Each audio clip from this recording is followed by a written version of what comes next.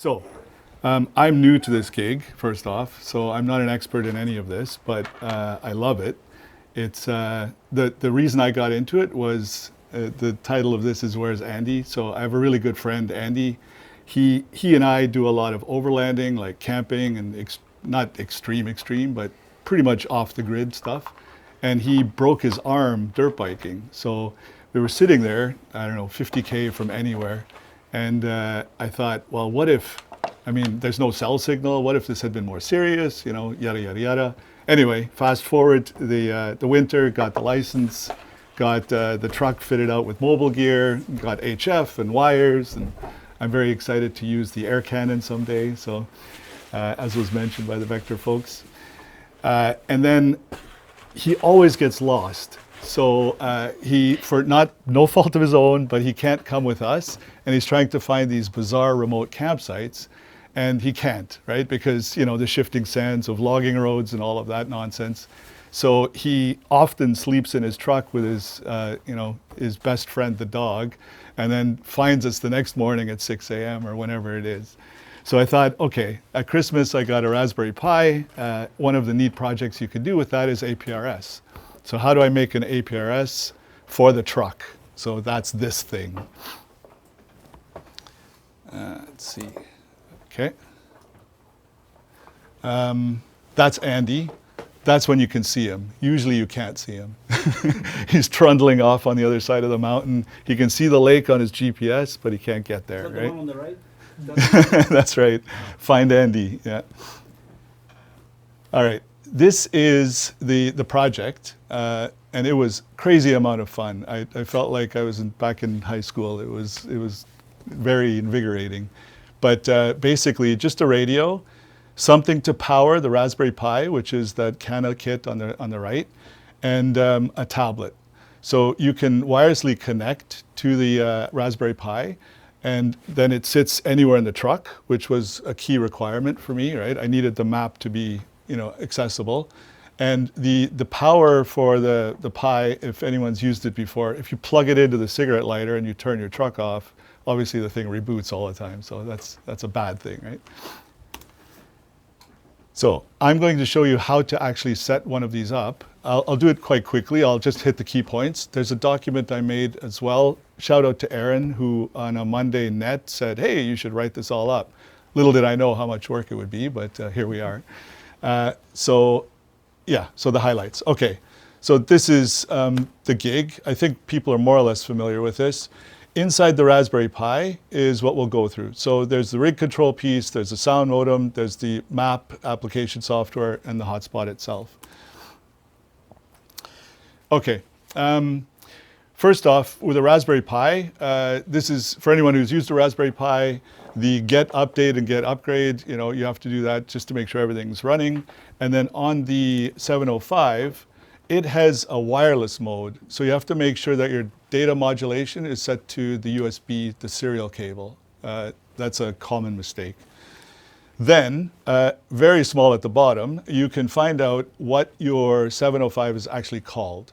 So you type in a command that's the serial by ID. It's listed there. Again, this is all in the document. And then it'll show you, and 705 shows up as a TTY ACM0, and the GPS piece of it is ACM1. So those are really important later on as you start to set it up.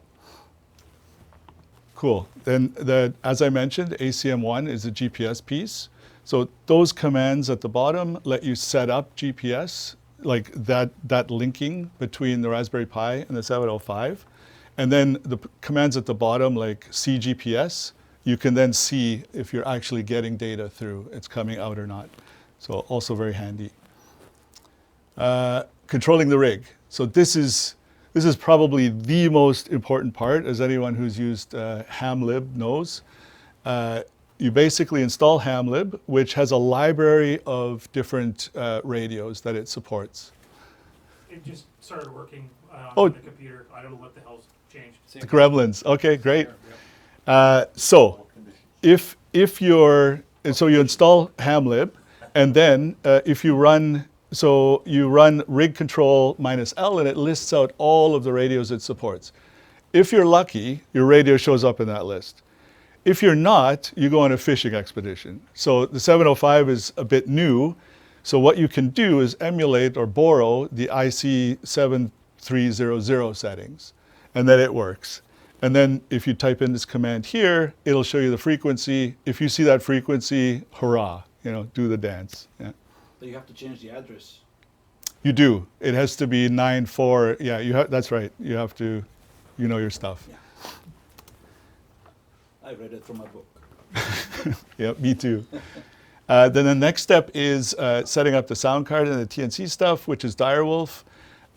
Basically, the step to watch for here is in the Direwolf config file, there is a device, a line where it says plug hardware, and then it has 3,0. So you can actually list out what your settings are, and then you put those in. It's either 3,0 or. Direwolf do?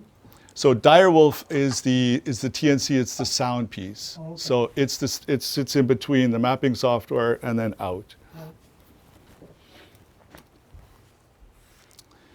This is the mapping software. So when you get this stuff out of the box, it's horrendous. I don't know who makes this, but the fonts are like 1-point fonts. It's miserable, right? It's anyway useless in a truck when you're bouncing down a logging road.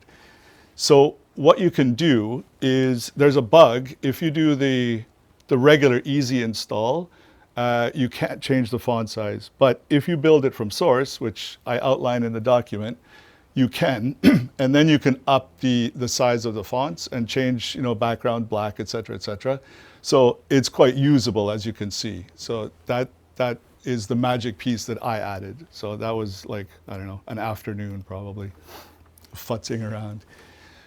Kingston Radio Club has some great maps for BC, ironically. I don't know why Kingston, Ontario has maps for BC, but thank you. And what you can do, you have to plan where you're going. So that's the downside, right? You have to pre-download the maps, but they're really detailed. They have all sorts of stuff that goes all the way up into northern BC. And if you plan a little bit, you can have that map ready. And it's very easy within this XASTIR software to set that. These guys need like marketing people because that's the worst name in the world. Then the last piece is the Raspberry Pi, the 4 has a hotspot in it. So then it's just a matter of very simply linking your tablet to the Raspberry Pi so that there's a wireless interface there. And what you can do, for those that are interested, you sudo apt install network manager, and then that lets you pick this number 2 option, which installs a hotspot. Then you set up, you connect your tablet to the Raspberry Pi, and then once you have that, you VNC in, and VNC is a piece of software that just lets you remote into the Raspberry Pi and see the screen it's showing. It's basically running quote unquote headless, and then Bob's your uncle, and you have that, which is a very useful map that you can use anywhere. And now, Andy, when he's trundling down the road lost, we can find him. It's still line of sight, so you do have to drop a truck like at the top of a mountain and do a repeater or something, but it's way better than him sleeping in the truck overnight, so that's the good thing. Good, actually that wasn't too bad. So I will post, I will give you guys, yeah, and you post it on the website, and it literally has a step-by-step. I wonder if I have it here. I can show you quick. So is it okay for me to put it on our website then? Yeah, go for it. Fantastic. So Thanks, this basically just goes step-by-step. It tells you exactly what to do on every command and walks you through it all. That's an impressive piece of work, sir. Yeah. It's all because of, it's Aaron's fault, yeah. So you should write that up, yeah. Yeah. But it was a heck of a lot of fun, so I owe him thanks for It's a that. teaching moment. It was a teaching I moment. love those Yeah. things. Awesome. And more importantly, Andy is no longer lost. Yeah. Can I make a suggestion? You had your dev serial by ID, etc. That's right. Yeah. You can use those device names in your config, and that'll so if you plug in other devices like your dev TTY ACM 01, etc., those can change That's right. dynamically. Oh, I see. You have an alias for it? Yeah, so earlier in your presentation, you had that line with like the ls-l. This short- one, yeah, right that here. one. Yeah. So if you used the actual, that big long string, the USB ICOM, etc., that is static, and your config files can take those file names, and that would. Simplify this. These Yeah, guys so over right. here, right? Yeah. Yeah, because that ACM 0 and 1, it could. It hasn't yet, but I know what you mean, and especially if you're plugging other radios in and out, it Exactly. changes all the time. Yeah. And that might even be like, is that an ICOM serial number on the end there? The like 120. That I'm not sure. I know the IF00 that essentially maps to the other ones. If you add the by ID, it shows you the ACM Mhm. 01s. It Yeah. looks like the baud rate, they're 1200. Maybe coincidence. Yeah. I did my first APRS in 1998.